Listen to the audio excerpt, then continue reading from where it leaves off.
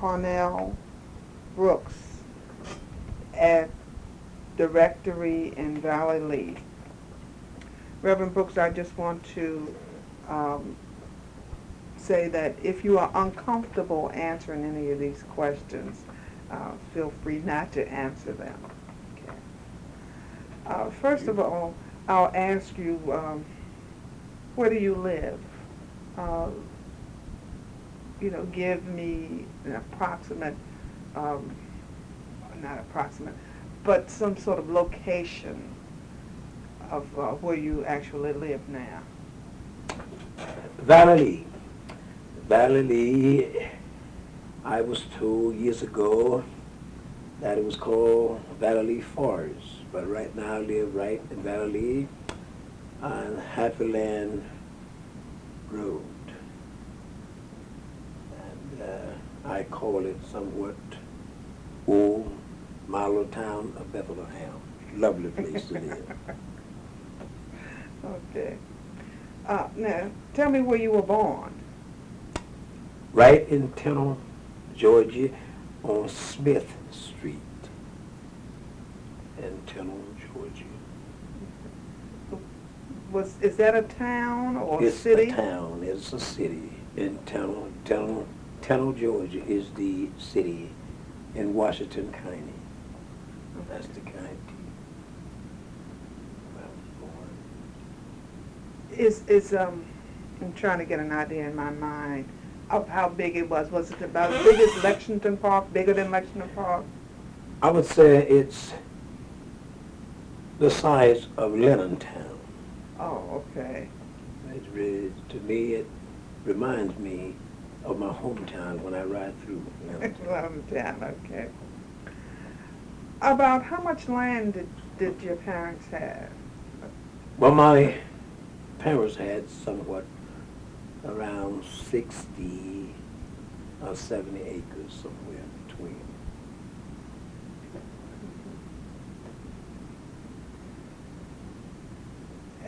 What year did you move here to St. Mary's County, to Valley Lee? It was 1966, July the 31st. I was sent to Valley Lee and Piney Point by Bishop Ford to pastor, and I have broken the record in the Union Church as the length of pastorate. Oh. Which the bishop gave me a beautiful citation at last annual conference. Okay. So it's very unusual for someone to stay at a place this long. Over 6 years, it is. My reason, I suppose, for establishing churches elsewhere. And we have done that. The last one was in Baltimore, which is Judge Memorial.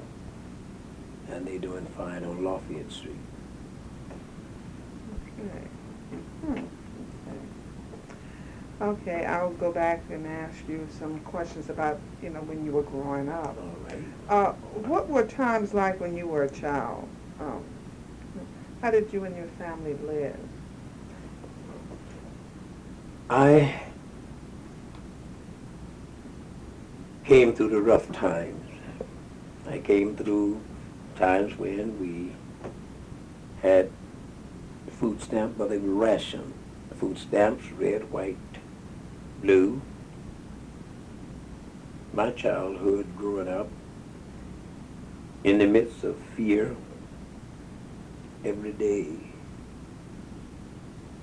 I grew up in a place that we did not have opportunities even for school, just by seasoning to attend school until my mother saw fit to send me elsewhere. But out of it all, I thought I was very lucky because my grandfather was a sub carpenter contractor. My uncle was a sub painting contractor. Mother was a midwife. We fared pretty good in that sense. growing up was very, very hard in my hometown. For on weekends, it was nothing for a person never seen. I hope no one ever lived to see what I've seen in my days, to wake up on Sunday morning and see someone hanging from a tree. It's an awful sight. Something I pray that no one else ever see. But I feel that we had it pretty good. My sister and I, since we're a lot older than my brother,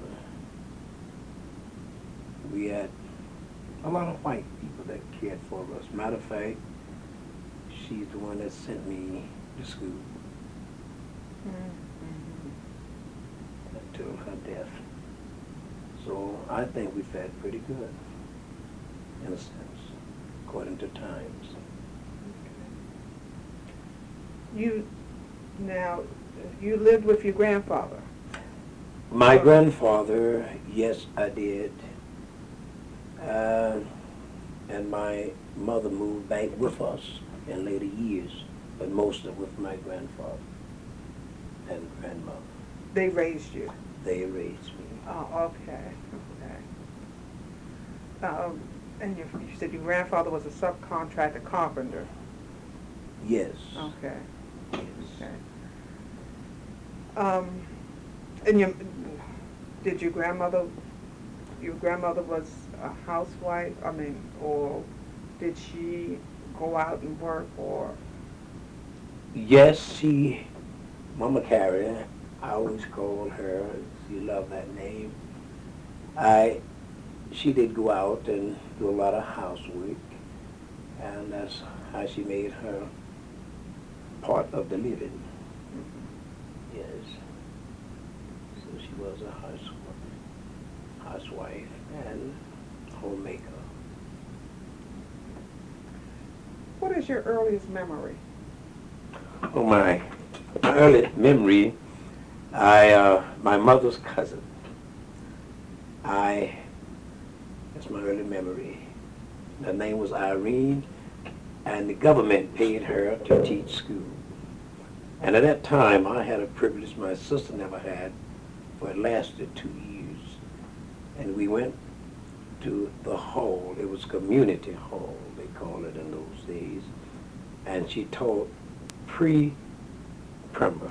Something now would be Head Start.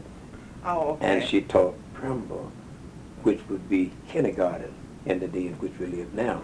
So that's my early memory of a great venture for me. Just starting the school, Head Start, and graduating, going to kindergarten, in a sense, in this day. Okay. What church did you and your family attend? At that time, it was a Methodist church. It was called Methodist Episcopal, which they usually call it in short now, AME. Mm-hmm. AME. That was our home church, right in Tennille, Georgia, St. James. AME. Do you remember any trips that your family took? Oh yes, we took a trip about once a year. My grandfather and I, Detroit was the first. I never saw anything so beautiful as all those lights coming from a rural area. And Detroit, Chicago, we took many trips, Miami, you name it. He had a old Hudson back there that would pass everything but a service station. And he loved to ride and never learned to drive.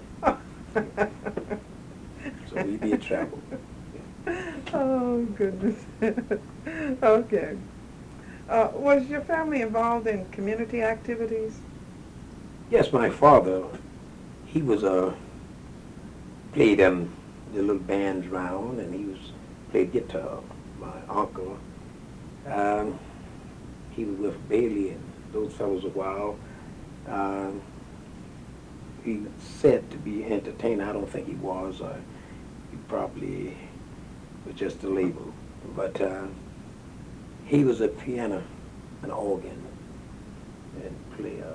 I had one, my uncle, the youngest one, he sang quartet.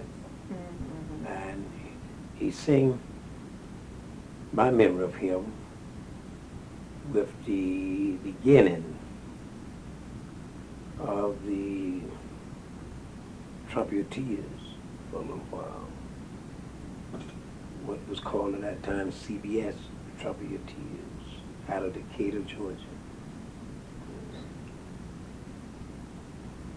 And that was about all of the, I suppose, everyone did some singing in the choirs, but they did a lot of community work. My mother did a lot of community work around in Tennille.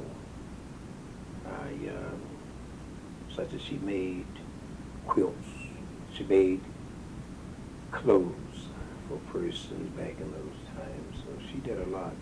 My grandfather, thought he was a tailor, didn't turn out too well. He found he was better to cover. Okay. Now, do you think the times were better or worse than they are now? I would say they are better now than they was back there when I was a young man coming along up in my teens. Well, we have better job opportunities, better schools. The young people today have an opportunity that we never had.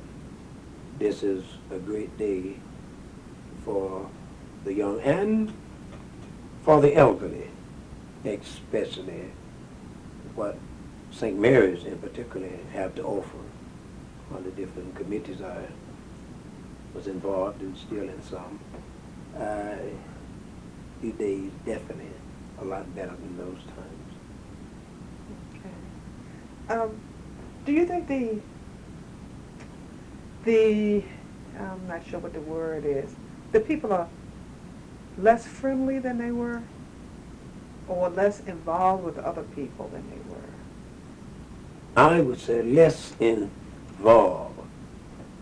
Since my coming here, I found that those elderly people were they were very close. They were very close to each other. If they was in need or anything, they would really rattle to that person or persons, and they would do what they could. But I think the young people now with opportunities, and maybe it's because they're so busy, and maybe they have more places to go now. They have more to do now than the people had when I came here. The constant growth of this St. Mary's County, I think that's the reason. But I believe the young people are concerned about each other, because St. Mary is known to look after their own. What were your family's health concerns? How did they deal with health and illness? Oh my, they had all kind of remedies. Anything that they could make a tea out of. I've known them to go out and just get husk off corn. And I've seen them boil it, make a tea. I've seen them with hoeheim, something that grew in the garden. I've seen them make tea out of it. They would go in the woods and pick up anything from anywhere. And they would make their tea, and they claimed, or it was thought, to heal the body. A person seemed to was doing pretty good, though, after taking it. I just believe now, since I've grown up, it was the faith in what they had. Mm-hmm. Okay.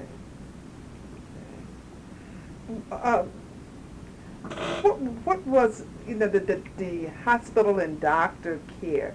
Did y'all have doctors that you went to, or came to your homes, or how was that situation? Yeah, we had I guess he was everyone's family doctor. His name was Dr. King. He was credited to be one of the greatest pneumonia doctors that ever was. He came to the home. They would always call him at my home. They had the plantations back there, and anyone that had under 1,500 acres, they call it a small plantation. He would be called from the office. We had no phones back in those times, only the bosses and whoever. And they would call him, and he would come and look in on the person. So he was constantly on the road. The hospital, I had a beautiful hospital. We only had the privilege to view it from the outside. But a little place below, we always called it the sick shack. And that's where our people would go. And once they entered the place, we knew they would never come out. They never went to the last minute to such place, and only had 2 nurses, aide they called, during the day for any number of persons there. At night they had 1 nurse, a heater in the hallway, and the person had to furnish their own bed linens. So it was pretty rough times there in those hospitals. And doctor's office, naturally we had to enter from the back, and you may sit all day and never be waited on. So pretty rough times, and that's why I suppose most persons made their own home remedies. Do you remember them making any other, you said they made a lot of tea, but do you remember them making any other home remedies, or? Yes, they had something, I think a little kind of candy camphor or something like that, they called it back in those times. And they would take a little whiskey and put on that gum candy. And it was very good for the headaches and things. It was strong enough to be. And I think they used to make some kind of little bags to wear under our clothes during the winter. Claimed that we would never catch a cold. Some kind of acidity or something like that, they called it back in those times. So they had numerous of things. Matter of fact, they went as far as to cut the eye out of shoes. I claim that would cause the babies to not have pains when they was cutting their teeth. And they had a lot of remedies. Oh, okay. How were senior citizens cared for? That was a sight to see. They did not have nursing homes. They had what you call poorhouse. And I often thought that if I ever had to be taken to the poorhouse, I would rather not live. I saw those persons and with the torn screen doors all in this place. And they better sleeping on the floor with straw mattress. And it was the poorhouse. The food prepared for them. You could see flies all over the place and huge. It was something to see, sleeping and flies all over the person. I suppose that's why now I run all over the house when I see one fly. But it was terrible times for all the elderly person back there. However, my grandfather was very blessed. We was able to keep him home until he passed. After he retired, he got good retirement, $7.50 per month back in those times. But it was, elderly was not looked after. However, a person in the community looked after most persons. And everybody was aunt and uncle back then those times. But it was not very good. Not very good for the senior citizens in those days. However, senior citizen then was in the late 40s and 50s. They didn't live much longer. Okay. What kind of things did you do as a child? What kind of games did you play? Oh my. My main game was shooting marbles. I always used to love to shoot marbles, jump ropes, and play games such as I sat and go around the moonshine. And so we had a lot of little games we played, but best of all for me was to shoot marbles and wear holes in my pants and get a whipping. Okay. How did you get along with your sister and your brother? My sister and I got along quite well. Usually my mother was around. Some of the neighbors, a person back there, they have raised each other's children, you know, back in those times. If one had to give you a whipping, you get home and they would notify the parents and you get another whipping. So, in other words, you become everybody's child in the community. But we got along quite nice. Quite nice. Like I said, my brother came along years later. I was not around him. He was a little baby when I left home. Okay. But my sister and I quite well. What kind of chores did you have to do? Oh my, we had to get in the firewood. We had to get in coals for the heater. And then we had to cut enough wood, or saw enough wood to have enough ironing. They had those old type smoothing irons, and they would get some cedar or pine, and when they take them from the fireplace, you kind of rub them on that cedar or pine, and they would always lick their finger to see how hot it was. I don't know how in the world they knew. So we had to get enough. We had to draw all our water from open wells. Very few springs that we could find once in a while. But it was nice. It was nice to look to chores we had. My sister and I, we had to wash all of the dishes.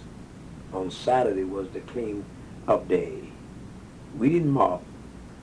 They had some little wooden brush about so with a handle, and they would take the corn husk, the husk from the corn, and put it in the little holes, and they call it scrubbing the kitchen with a lot of lye, and that wooden floor would be beautiful when you finished with it. So those are the chores we had. We didn't have the lawn, so what we had to do, get what we call dogwood out of the woods and call us a sweep in the yards to make everything look beautiful for the weekend when the preacher comes. Yes. Okay. How did your parents, your mother and your grandparents, how did they treat you? What do you remember that they did with you? One of the things they did for me, after learning to read a little, they gave me a Bible. And that's one of the things at church. I'm sorry I lost it somewhere the later years. But I would always try to read that Bible. I thought I was a minister back in those days. But that was my pride and joy, to read the Bible, and they would teach me to pray. They always had a period where we would sit and have devotion, family devotion. And they would always tell us how we could help ourselves in this world. Even in the midst of trials, tribulation back there, they used to sing a song, "So glad trouble don't last always," and said we could make it. We would make it. It'd be better in our day. So they give us a lot of advice, and I remember it quite well. Now, you were talking about playing marbles and getting holes in your pants Oh. and being, disciplined. But what did they, how did they discipline you, and, what would they discipline you for? Well, my grandfather always had a saying that that the good Lord gave you a pad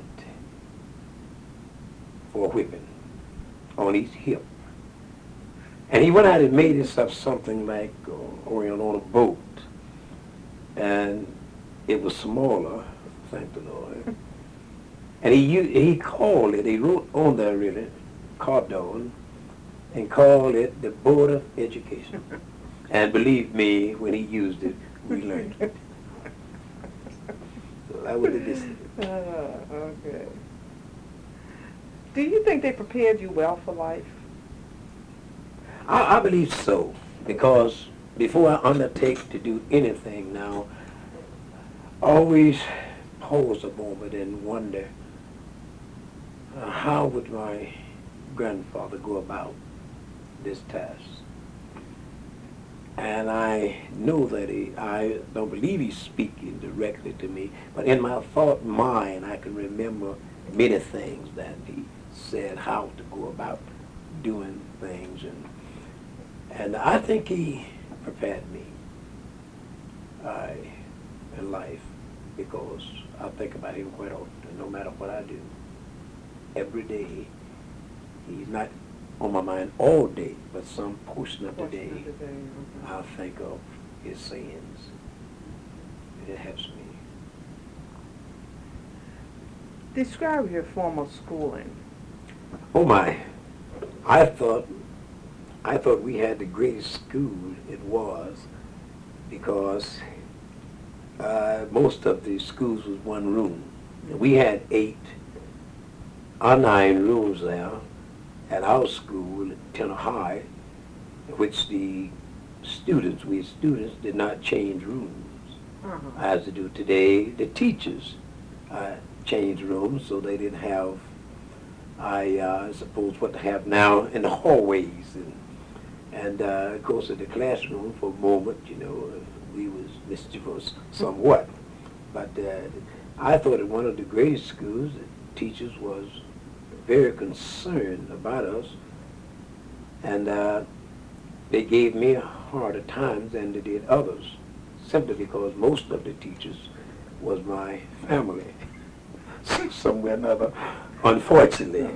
But I thought we had one of the greatest schools, some of the greatest opportunities. I remember when I employed persons to cook our lunch. It was quite expensive. It was 5 cents a week, a penny a day. So it was quite expensive. But we ate enough, and we was treated rather nice. But they were determined a child to learn. We didn't get many assignments. What we had to do was right there in the school. They had time to teach us. It wasn't that many in class. Matter of fact, when I graduated, we had the largest graduation class of that year. We had a total of 6. So they had plenty of time, more than the great number they have today.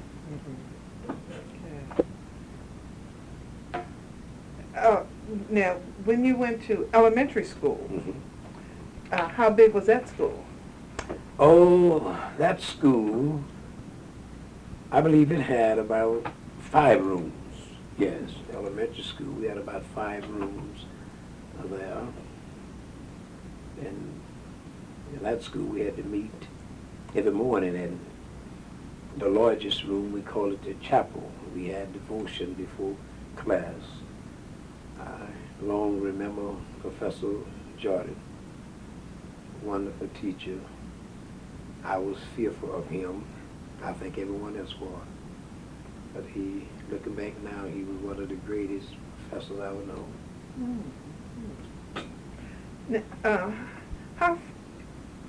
How far did you have to travel to get to school? I would say a mile round trip. And you walked? We had to walk. Uh-huh. In those days, as we saw our some of the kids we played with riding the yellow bus, and we often wondered what it was like. So after I became a man, I made it my business to get board of a yellow bus. Okay. Now, do you remember what was your favorite subject? Oh, my favorite subject was English, history, because at that time we had to, that was part of our curriculum, we had to study black history as well. We had to study black history, along with all other history. We had, we didn't have call it South then. It was called the health book, and I particularly was interested in the subject animal husband. You know, back in those times. So that was some of my favorite subjects. But I didn't like math.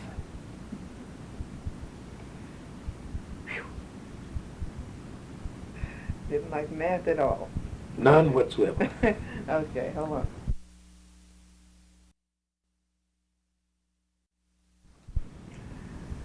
Now, as a child, what did you dream of becoming and why? An actor. It was Hollywood or heaven in my day, and I chose Hollywood. I wanted to be an actor, but as I said, Miss Jeannie kind of sent me off. She had the hope that I would, along with her nephew, different schools, of course, that we would go on and be medical doctors. But she died before that time. But I definitely wanted to be an actor. I'm glad now. That was my dream. That was my thoughts back in those days. I wanted to be a cowboy in Hollywood. Didn't make it. You still have plenty of time. Well, too old now. Okay. And did that dream change because you grew up or what? I believe it did because quite a few, it was about, matter of fact, it was 5 of us, had planned our life and what we planned to do back in those times. We knew Martin Luther King before he became so famous. Back in that time, we sing at his father's church, Daddy King. And after we was in school, minister's school, we used to practice preaching at Daddy King's church. So I think everything went quite well until I felt a call. I heard Dr. King had mentioned that when he was a small boy, he was about a couple years older than I, talking about a call to the ministry. And never thought that it would happen to me. But we was on the road, as I said, we sang quartets, we were riding 12 Buick. We couldn't stay at the motels, but always in a community where a lot of good church folks was. We would have the privilege to stay over there. And I did feel was encouraged some way. I would rather call it by divine guidance, supernatural communication, sending beyond me to the ministry. It was very strong, so I followed through. Okay.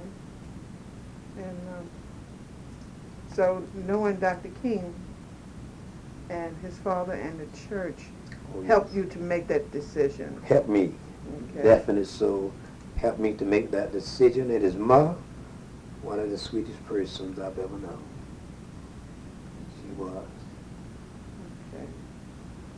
Now, as a teenager, where did your parents approve of you going?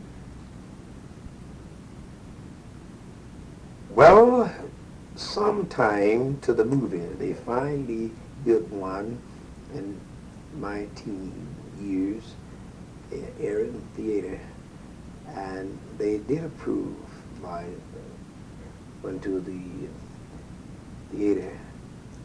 So many things all the people back there did not approve. I won the contest, one artist. They wanted me to come to New York, but the older person back then would never let you leave. But she did approve my going to the movie. And on Saturday, because we were colored then, and that was our day in town. They say right in town. We walked the streets all day long until the close. At night, somewhat around 11 o'clock. So she did approve my being around town a lot, but as I said, the older people would keep a watchful eye on young people back in those days. Those were the only time that they approved. Okay. Let me make sure that I understood. You said Saturday was the day for... The colored folks to go to town. That's when they did all of their shopping that day. Gave the all day Saturday. All day Saturday. The stores didn't open until 8 o'clock during the summer. But we was there at sunup. We was there. And they'd leave until the stores was closed, up and down the street, all day long, all over the place. So that was our day. So the other days, if you went to town, you were sort of frowned on.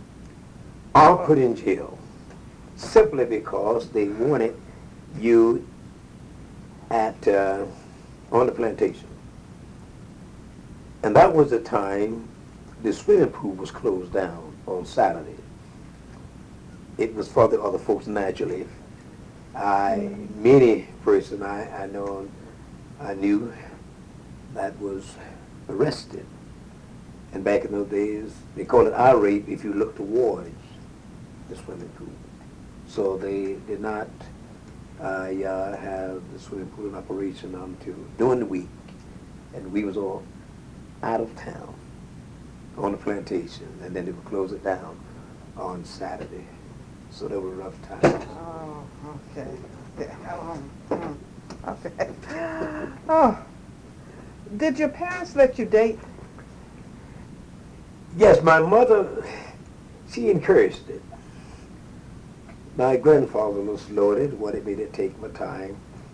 But mainly, I didn't get out as much as some of the young fellows simply because so many school teachers in my family, they would always keep me near a book.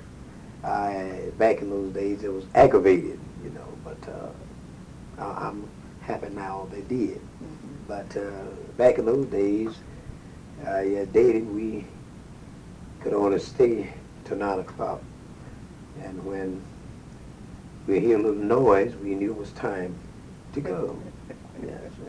And we could walk the girl to church on Saturday night and walk them back home with the adults in back of us with a ladder, or 2 or 3 ladders, you see. So dating back there was really, really something. Okay. So the only place, when you dated, the only place you could go was to the movies or just to church. The church, along with another adult. Sad. Okay. What was it like when you first went out on your own? Now, that was education in itself.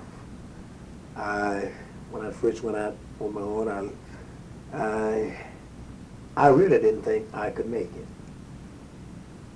Everything then was on me. It was a new experience. new experience. I had to buy everything. I had to pay the rent on a room. Mm-hmm. I went to Florida, Jacksonville, Florida, got a room, and with my aunt, but I had to pay rent. I had to pay for utilities, everything I had to pay for. But she helped me, as I said, get a very good job. I was at the shipyard, and we were making big money in those times. 95 cents per hour. Oh, we was making big money then. That was big money. And it was quite a challenge. Quite a challenge. But I learned to manage. Somehow, again, with the help of my grandfather, he would always somehow, just to think of him, that was always a way out, a way of getting things done. He always said to me, save the pennies, the dollars, take care of themselves. Mm-hmm. And be careful how you spend. Told me never to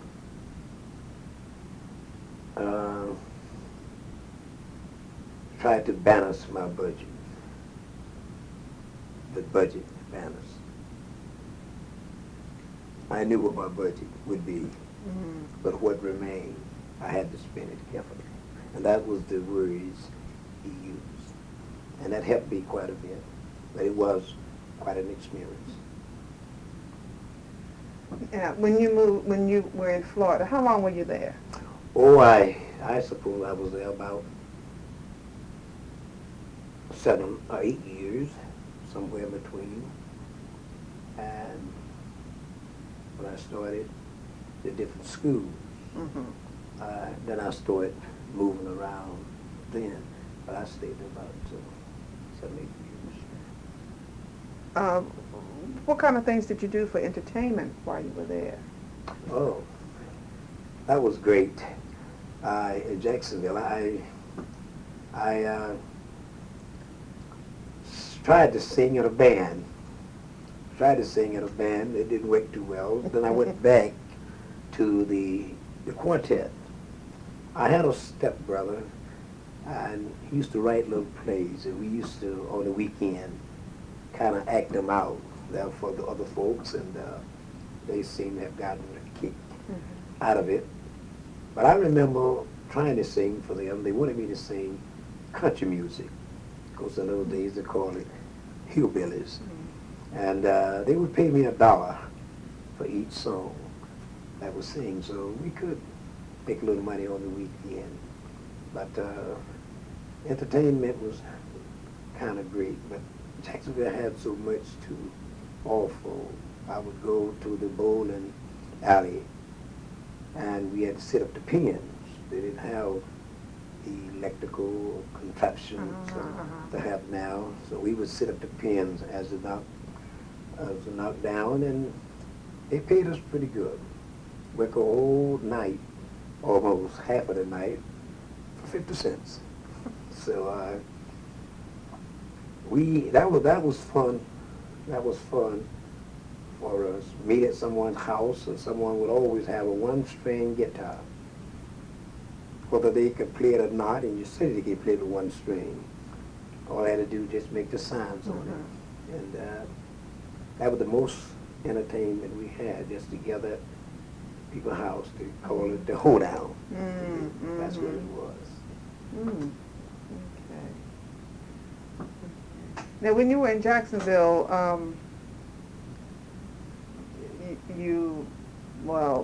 did you have a car? You walked to work, or a streetcar, or?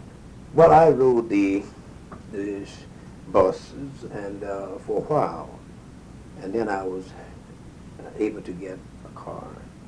I had my license, so I drove a lot around Jacksonville. In between times, I did drive taxi a while after I got my license. That's when I was able to get my car in between. So I knew the city pretty well mm-hmm. in those days. So I drove. And so you said all during the time that you were going to college, you were doing these types of jobs to That pay is for your correct. education. That Yeah. is correct. And I, like I said, I worked at the school there, school office and like that. Wherever I could make the money for going through school, that's what I did. I had a lot of principals or what have you that helped me. A lot of presidents of the colleges and the assistants always was very encouraging. Matter of fact, if I couldn't get a job right away, they would let me do chores around their places, and or get their neighbors to let me do things. And always had the money when time to go back to school. But I said it's a blessing for children to have parents to finance their schooling. But I believe somehow that I learned a little more about management by having to work my way through, which I'm very indebted to those persons now. How did you meet your wife? Now, I was in college at the time, and I think it was a party. They had one Saturday night. Yes, a party they had one Saturday night. And I'll use the word remote development. And the older folks back in those days wanted you to take responsibilities. And we met and seen each other about a year. After that, we got married. And I believe, I don't know the date in the month, and we always, well, she always have a few words for me on that. You don't remember when you got married. Okay, okay. How old were you? When I got married, I was somewhat around 21, 22 or something. Oh, okay. In there, I think, yes. Okay. Now this was where? Where did you meet her? I met her in Tennille, Georgia. I was coming down from Atlanta every once in a while, and so I met her in between times. Yes. So she was from your hometown? She's from my hometown. Oh, okay. They had moved there. They was from another city, a place called Davisburg, Georgia, about 30 miles from my hometown. But they had moved there because a lot of her relatives was employed by my uncle and my grandfather. Oh, okay. Okay. What do you remember about your wedding? Do you remember who your best man and maid of honor and all of that? Yes, she chose my sister, unfortunately. I keep that before her to be the maid of honor. And I had my brother-in-law for the groomsman, and that was quite a day, a rainy day, and all of the fixing the person had gotten together, and the bride usually be late for the wedding. But I couldn't find my shoes to save my life. So I was about 20 minutes late, and the person looking for me, and we had to wait when I arrived for those persons to get back. And so we were about 2 hours late with our wedding. And but I thought it was a nice wedding. The ministers would take time and talk to the young man, what he had to do and his responsibility. They never told the young ladies. But it was nice. It was a nice gathering. Somewhat I was nervous going through an experience I don't think I would like to go through again. You see. Okay. Did you have a honeymoon? Yes, we went away for about a week. We went away for about a week. And believe me, well, it was a 5-day week. And arrived at these persons' home. And I said those persons back then, in those times, I watched for, I call them newsy. And we forgot to take a copy of our license with us. So they questioned us. Everything was nice until bedtime, and they questioned us, you know. And then they said, well, you have to prove that you married by no phone. They couldn't call anyone. Mm-hmm. So for 3 nights, the wife slept with her, and I slept with her husband. That was my honeymoon. That was our honeymoon. Oh, goodness. So I had it hard. Okay. What has your family life been like? Your relationship with your wife and your children. We are still learning. We are still learning. My kids, they seem to learn faster than my wife. We have a great challenge. I still learning to be friends, still learning to give each other the highest respect, and so we are still learning. I think that it's a lifetime of learning. Marriage at its best, we found that it's constantly something that we must work towards. But I feel that we have a good relationship, certainly willing to share and not be secretive, with each other. And I think we have a wonderful relationship from what I see. Now, what part has religion played in your life? Now, that is my life. Mm-hmm. Religion, and as your uncle and I, Mr. Britt, used to always discuss being a form of belief. And any time that I faced with problems of any sort, if it was not for religious belief, I don't know how I would make it. And I forgot, Father John knew the school quite well. I can't think of the name of it, in Clayton, Delaware. Mm-hmm. That's where I first met Father John, Mm-hmm. Because it is a Catholic school for ministers there. I had to attend that school. It was one of the schools I had to attend in Clayton, Delaware, for studying the world's religion at that time. So religion means everything to me. It is life itself to me. Without it, I don't know what I would do. And this religion has taught me love deeper than I ever thought. Through this religion, I've learned to love, and I can combat hate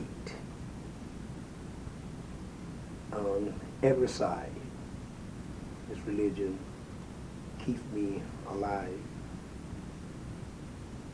and I couldn't live without it. It means all to me. Mm-hmm. Are you involved with other churches or religious organizations, in addition to St. Mark's and St. Luke's Church? Oh, yes. Like I said, for 14 years, I was the president of ministers until last year.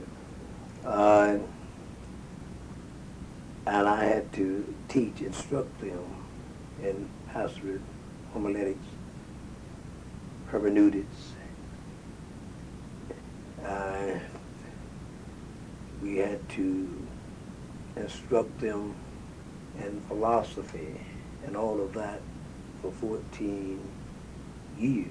Now around here, we are involved with all religion. We meet every Wednesday over here to this Episcopal church, called Lexington Park, over there by the rescue squad. I can't think of the name of it. Reverend Hardin is the pastor. And we meet there Wednesday. We're trying to see what we can do about racial relations. So we meet there every Wednesday with all of these different denominations. So I think that's working out pretty good. And we have a great relationship. I have the privilege with many involvement. We do many things together.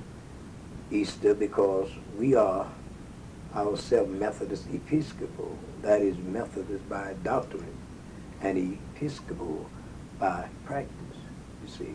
And that's what Father John and I used to talk about.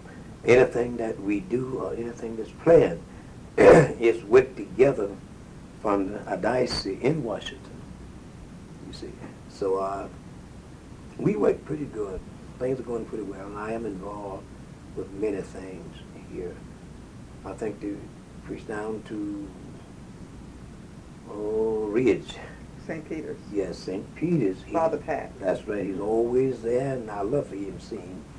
And many of the priests over here to the Magna Heart of Mary, and so all around, even Our Lady, the Wayside, and so we have all of these ministers, and I'm so involved with the ministers now since I went for dinner, or for lunch rather, at the St. Mary's nursing home, home for the elderly rather, and I wind up being on the board there. Oh, you while I on was Cedar eating. Lane? Yes, I don't know how, and we have quite a few ministers on that board. So we have a great relationship with the ministers. I was at a funeral not long ago, and the priest had me in one of his robes. I forgot to take mine over here. I laid by the wayside, Billy's neck, and I assisted in that funeral over there. So I've been called even in Washington, Baltimore, and all those places with the priests and clergies, many of the bishops, and so it's a great relationship. That's why now I'm on the road so much. I've been nominated, which I had to conceive because I didn't want to be bishop. Of course, my people around here, they get after me, but I never wanted to be a bishop. I'd rather be a pastor. But we have a great relationship here and far. Okay, you seem very involved. Well, besides all of that, what other community activities do you participate in if you have time? Yeah, well, we have served as on the advisory board at the health department and social services. The same, we served as the advisory board of the county commissioners. And as of last year, I got a dice for teaching again from, I think, the Women's Task Force. Yeah, the Women's Commission. Yeah, right? commission. That's it. Yes, they gave me a nice teaching there. Last year, we stayed with them. So we always involved. I thought I was getting out of it, but like I said, they invited me for lunch and got me now on St. Mary's Home for the Elderly. But I enjoy being involved in all of these different activities around the county. And you name it, and we mostly been involved somehow. I believe St. Mary's owe me nothing. I owe St. Mary's everything because of the privilege they have given me.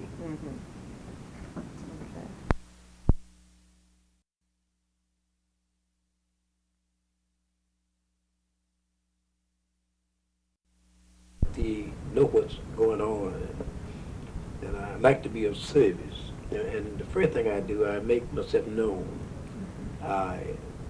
Of these places. All the schools, I used it.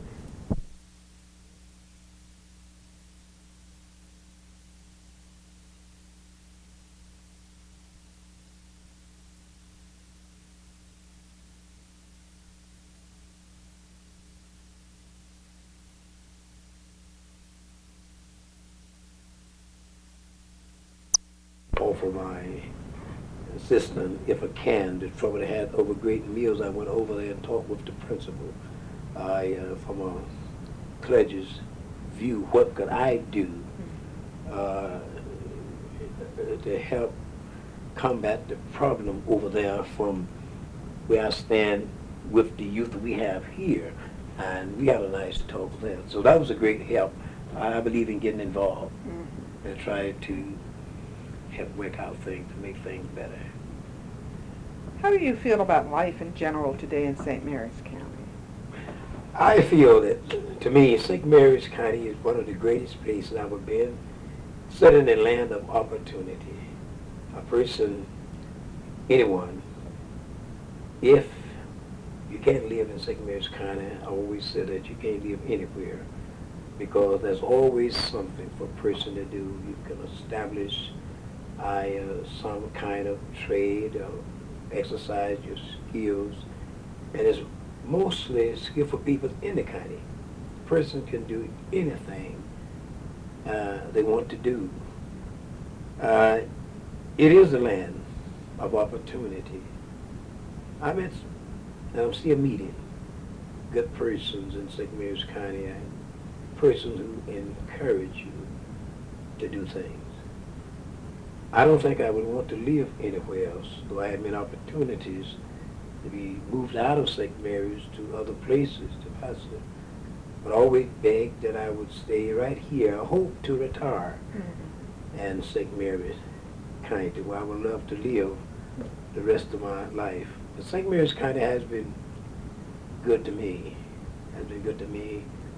I think my view that I have met the best people in the world. And I certainly feel that I'm pastoring the best churches that upon this earth, right here, a great group of people. I like the fairness of the people around here. We may have some trouble, but I found that the most trouble used to be, well, I guess I've been here long enough now to claim they call others outsiders who come in and start problems. But even with the little trials and tribulations, I would prefer to call them, and St. Mary's still is one of the best places I feel that a person could live, especially to raise up children. So I'm glad mine was raised right here in St. Mary's. They've had great opportunities. Some are working out of the county, but they live in the county. Young people can buy homes. I have persons to come in here. Over here from the realtor. They comes in letting them know they can buy homes if they have a job. So there's no reason they cannot have homes now. So everything arranged right here in St. Mary's County, and they do look after their own. No place on earth I believe I'd rather live than here. And that is the truth. Do you think it's changed a lot in the 30 years that you've been here? Yes, when I first came here, it was mostly in the process of growing. Serving on the county commission, with the county commissioner there, the rides of the board. They had things on the book 20 years head. And I've seen those things materialize. I prefer to call it a dream, a vision, still being transformed into reality. St. Louis County has grown, it has grown, has grown.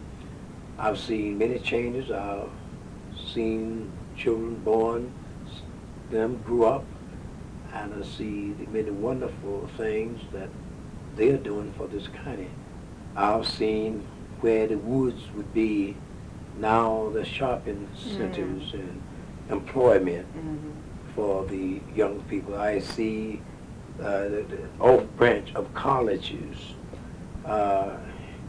offered right here in St. Mary's County. So it is the land of opportunity. A person want to get anywhere, do anything, and to take care of the elderly. This is a great place. I visit quite often, and I see how well they're doing. May not be everything to our liking, but we certainly agree with the many wonderful things they're doing right here in St. Mary's County. What do you think has been the biggest change in the county since you've been here? Now, one of the biggest changes in this county since I've been here, some of the older person who was a good friend of mine, Mr. Paul Bailey, that did not want any, he called it heavy construction and all of the things that's being done in the county. He wanted over his dead body, of course it went on before his dead body. But I've seen the attitude of many persons change right here in St. Mary's County. I had the privilege of seeing the first black county commissioners. I see that the doctors are in the race. I've had the privilege now to see a young lady doing quite well as a mortician here in the county. And I've seen many changes take place, even in the stores, where we had to go to Citizen Bank and talk with the president and getting one of the Dickens girls in working in that bank. And so anywhere we go now, we can see some of our people doing great things. And what makes me happy, the young people taking advantage of the young man over there in the square with his barber shop. And I see other persons with some shop, another store, and what's happening over there. I see many managers of our people. And it has been a great change here in St. Mary's County, for which I'm grateful. And it's still changing, it's still growing.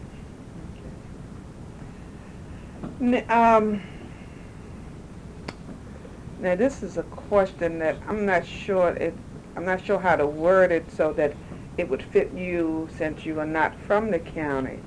But the question reads, are people different from what they used to be? But like I said, that would be a little difficult for you to answer. So maybe I'll just go ahead to the next part of that and ask you. I feel they are different. Like I said again, those older people, when I came around here, they were somewhat babysitter for me. I was 34 years old, just fresh out the theological seminary. I knew everything, and I wanted a person to ask me something, tell me nothing. But of all the philosophy I studied, I found that it did not fit with those persons. They had a love for each other and a keen sense of direction in everything they did. Talking about building a church, your uncle came down and gave us the layout. He was just happy. And we know that what he charged us was dirt cheap, but he was just happy to be a part. He went out and got suggested Lawrence and those persons.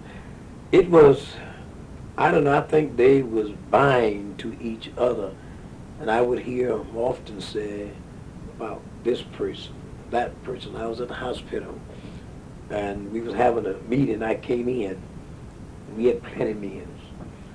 And they was in, I walked in, I said, isn't it sad that Mr. Milton Thompson passed while I was at the hospital?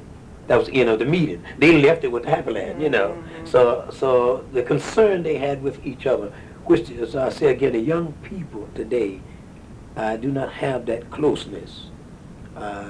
They don't really know each other. They don't really understand each other by dealing with the young people. And it is a change. It's a big change. They have so much more now to do. Even around here, it's a big change in the operation of things. So I think that's what keeps the young folks up in this day. But they was on the verge of going out when I came in, but I had a privilege to witness that love, concern, their help they would give to each other. And they took me as one of their own. Okay. Now, looking at the teenagers today and thinking about when you were a teenager, what kind of difference do you see there? They're wiser. They're a lot wiser than I was when I was a teenager. I would say, to comparison, I was somewhat like an 8 years old to the teenagers today. They mature earlier. I sit and I talk with some 12 and 13 years old, 14 and 15 years old kids. Well, they're not kids, they talk like adults. I listen to the plans, and in my day, only adults would have those kind of plans. So I think today, the young people, especially the girls mature a lot faster than the young men. And I've learned a lot from the young people as we sit. We talk, we discuss their plans, their views, their ideas, and they got great ideas, they got great plans, and that helps me. But they are far wiser and exposed to much more than when I was a teenager. And it's for all the good. But sometimes you may wonder, though. But they works it out. Okay. Now, since you've been in the county, have you seen a change in race relations? Yes, I have.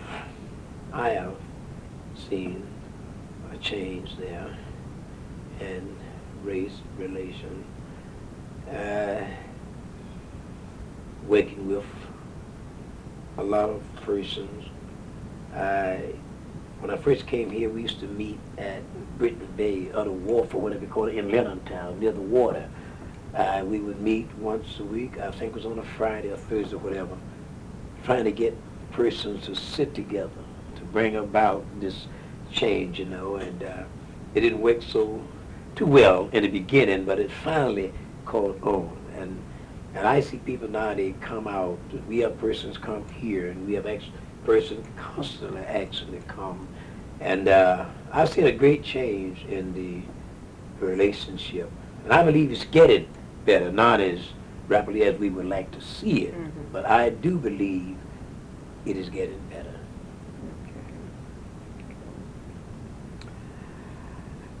Now, you've lived in cities and you lived in St. Mary's in the country, in the rural area. Which do you like the best and why?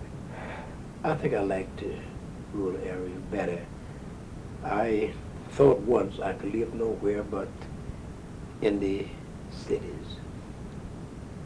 But St. Mary's kind of really opened my eyes of where we are living now, how we are living, how we are being treated by persons. So St. Mary's kind of, like I said, all over I traveled all around through the county to different places, involvement with persons, groups, and what have you. And I would prefer to live just where I'm living, the big cities, they can have it. Not fear. I'm certainly not fearful, because anything can happen anywhere. But I've said again, watching the way that all of people carry themselves, and many things they taught me by watching a movement. They may not have the academic training, but they had that mother with. Was no match for that mother with they had. And I watched them, and I saw how they treated person. We would sit, we would talk. And they asked me to stay longer than I was intended to stay. I was sent to stay 4 months. And it turned out over 30 years, which I'm grateful for, the lesson. But I would rather live where I'm living. Okay. Now, do you see a difference between outsiders and the people that were born in the county? Yes, there is a difference. There is a difference. That's again, the person in the county has been knowing each other all their lives, and they used to the customary way of doing things, might have said.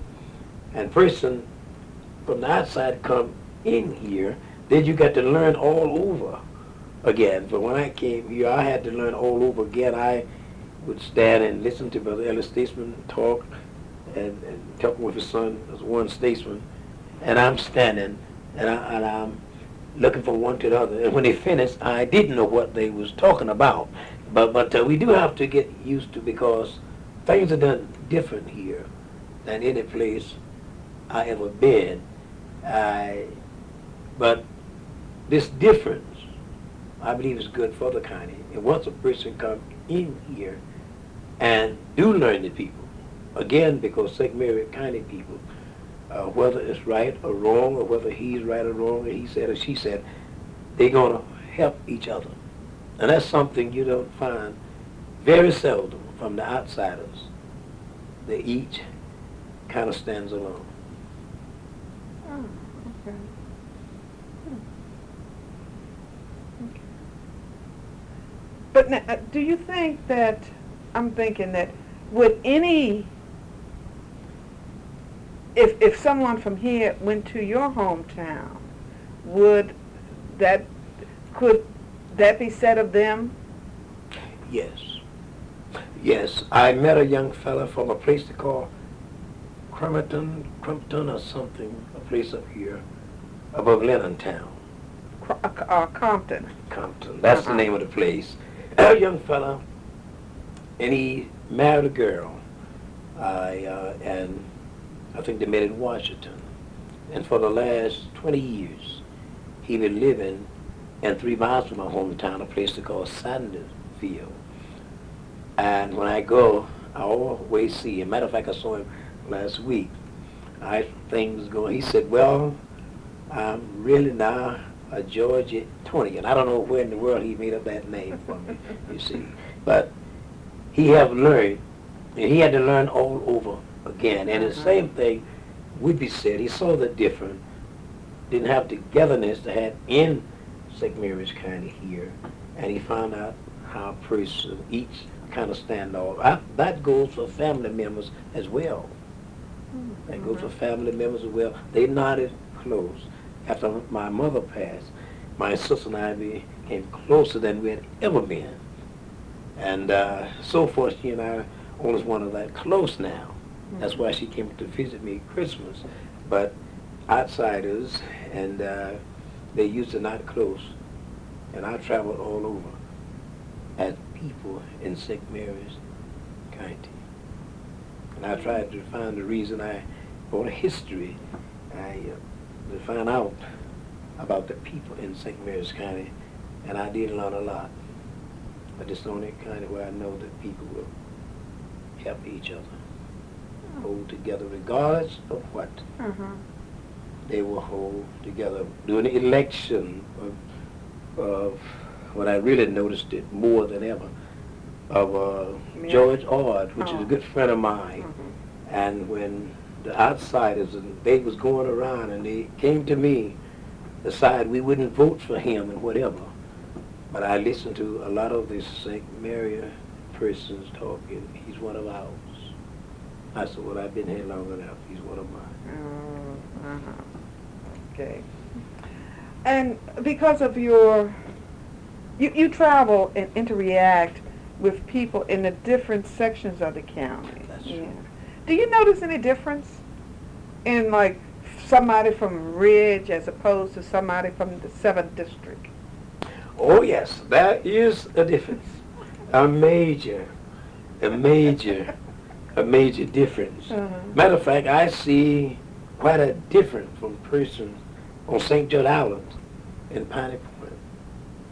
It's a major difference, and I've noticed it very carefully. You would think when they leave St. George Island, they was going to Washington or Baltimore. It's just that difference. It is a difference. Even from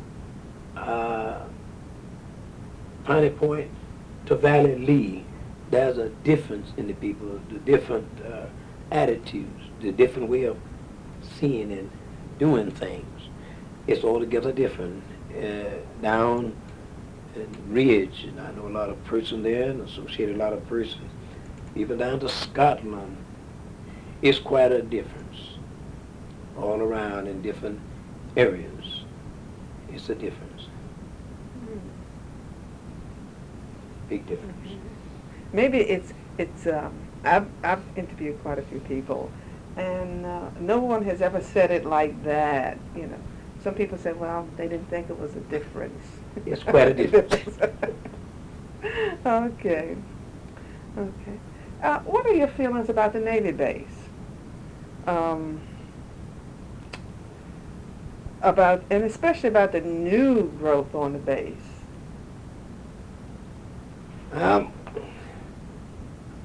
It's one thing that I think there's should always remain in St. Mary's County, but you got a lot of cleaning up to do on that base.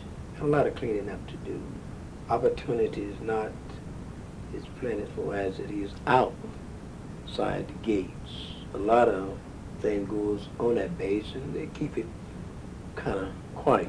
After I came here a while, I had to take a job out there. I was a night supervisor for all of the fuel that was delivered out there. And a lot of things that's never told, never printed, that is. And it's a lot of work, a lot of things to be done out there on that base. I wish my good friend, poor T, could just turn him loose on that base out there, you know, and Alfonso Gaskin, turn him loose out there a while on that base. But it's a lot of work to be done. It's better, and it's getting better, because we have persons that really doing things, but it's not being known. It's not being made known. But they are trying to contract everything out, and it's certainly unfair the way the contract goes, and privileges not given to persons that should be given. Now, Mrs. Somerville, she had to fight hard for a position out there as supervisor, because we got some others out there. Oh, Elizabeth Somerville. Yes. Okay. So, other word, at Naval Testing Center, you got to fit in the plans to get anywhere on that base, and they will make it plain. I've been with the chaplains, and we're still a great association with the chaplains out there. Chaplain Lindsay, we're often out there. He knows there's a lot to be done. I've seen chaplains that have got very close with us. Ministerial association here in St. Mary's County, like Chaplain Davis, and they would not give him his promotion. he thought we was feeding some information of things that we wanted him to do look into. So he didn't get his promotion, and he just retired. He went on back home. These are the kind of things that yeah, things that most people don't hear about. Don't hear about. Oh. That's true. Okay. Well, what do you think about the direction that the county is going in today? I think we, and I can pluralize it now, heading in the right direction, because we run up against oppositions and the different areas, but I think for the most part it is going in the right direction. As I said, on this board here, planning now sometime this year to build 62 more units for the elderly, home for the elderly, and they are constantly working out ways to lower the rent for the persons, and I think it's heading in the right direction. We have some trials and tribulations in some portion, and I suppose that's everywhere, but out of it all, I think St. Mary is heading for great things. Okay. Do you think the county may become a urban rather than a rural county? Definitely so. I said the next 10 years it will be. That's the plans. And I mean, I know you can't do anything to change it, but you know, what do you think about that? You know, becoming a city rather than a county, or rather than a country, a setting down here. Well, it's going to hurt a lot of the retirees and persons who are thinking to retire. Those many who has already retired, especially from Naval Testing Center. That's what I said. They talked to Mr. Ford Bailey and those persons back there, and they had hopes to keep it like it were. And I don't think the young people today will tolerate it. They're getting young people in different positions around the county. They got greater ideas. They're looking to have a great city here in St. Mary's, and the plans on the books now, and it's said they're leading that way. But I believe it will be good, because most of them have to travel out of the county to get jobs and what have you. My daughter's being transferred now, since that closed, some transferred other places, Christmas City, Naval Testing Center here. So those kids mostly, when they finish high school, and some go to college, but they're getting jobs out of the county, they are living in the cities, I think that would encourage more of them to return home, giving back to the county. So I believe it'll be great. How have you contributed to the county? You know, have you, what kind of recognitions and awards have you received? Well, like I said, I've received quite a few from the Social Service Department, from the Health Department. And matter of fact, the sheriff gave me a nice citation. I can't think his name now, the one that... the Sheriff of Voha? Yes. Okay. Yes, I was trying to think of his name. And so we have got a lot of citations from persons around the county. Like I said, the last one was last year from the task force, you know, and the college and what have you. So we have got a lot of citations. We have served in many places. Once I had a lot of application here for Mr. Carter when he was director over the social services, and I was, for years, I fill out paper, person late birth certificates and those things. Mrs. Shoe Brooks. We used to meet different places to help get places for person. One of them was McKinley Bond. I think the last time we were getting a place for him to live. So we've been constantly involved with person helping. As a matter of fact, Christmas and other times we get involved with giving the baskets, and we get names for social services. And Christmas in April, right now we on the books, we attend the meetings whenever. For breakfast or lunch, we always do that each year, whichever one they desire us to work on. So we always try to get involved somewhere, somehow.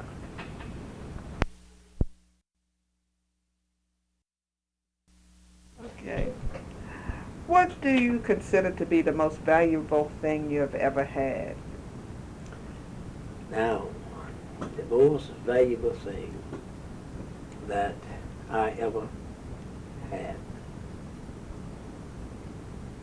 and I often tell the youth here about it, that the privilege of the education that I had, and especially, which a little bit, but the most valuable thing about the education was your uncle, Mr. Britt, that did not encourage me in a sense.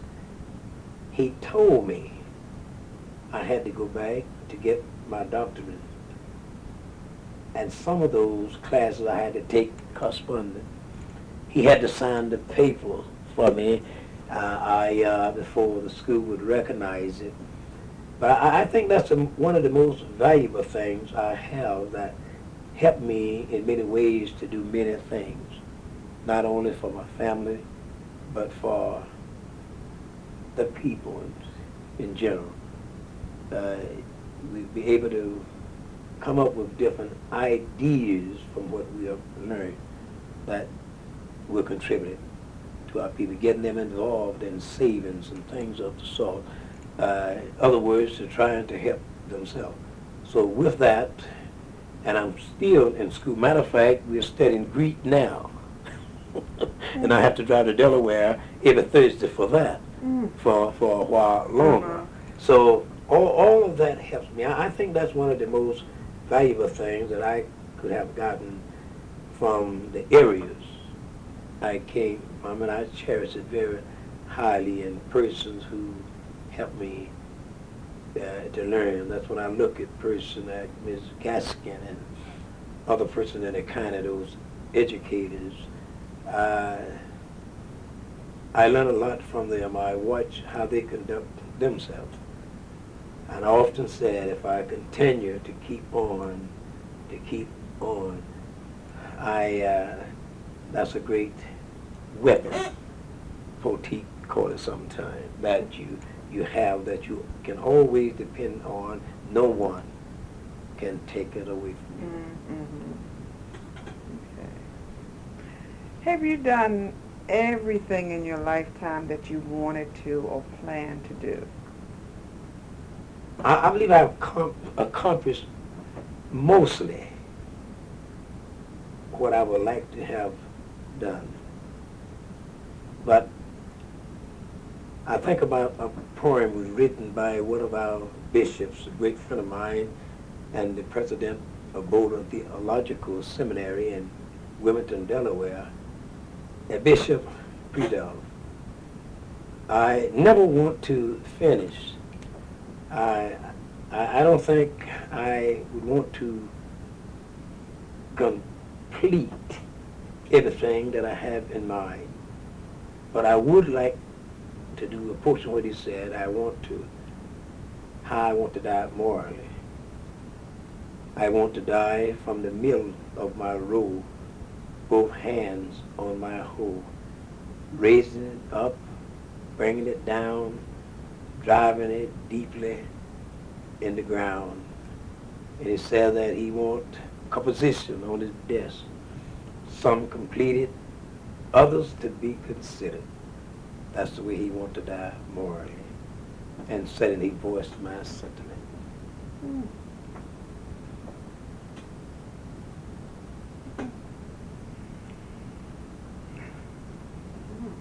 Okay.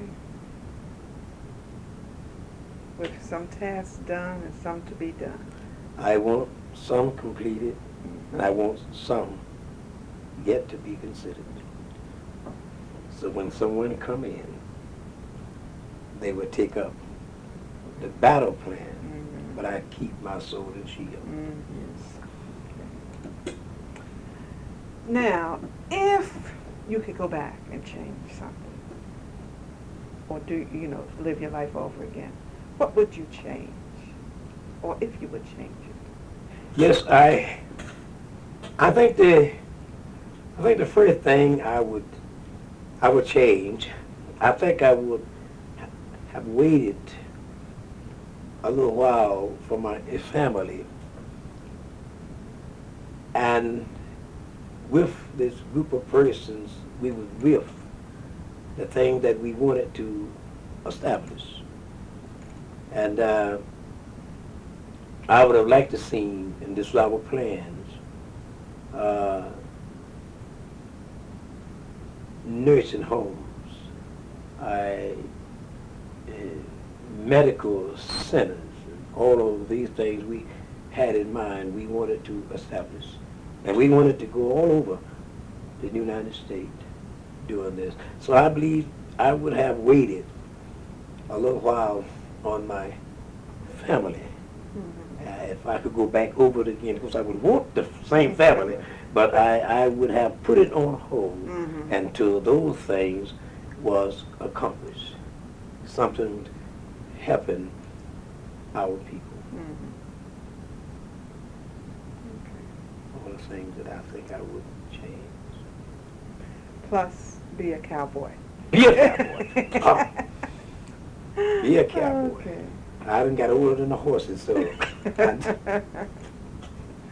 Okay. Well, Reverend Brooks, I really appreciate this interview, and it was.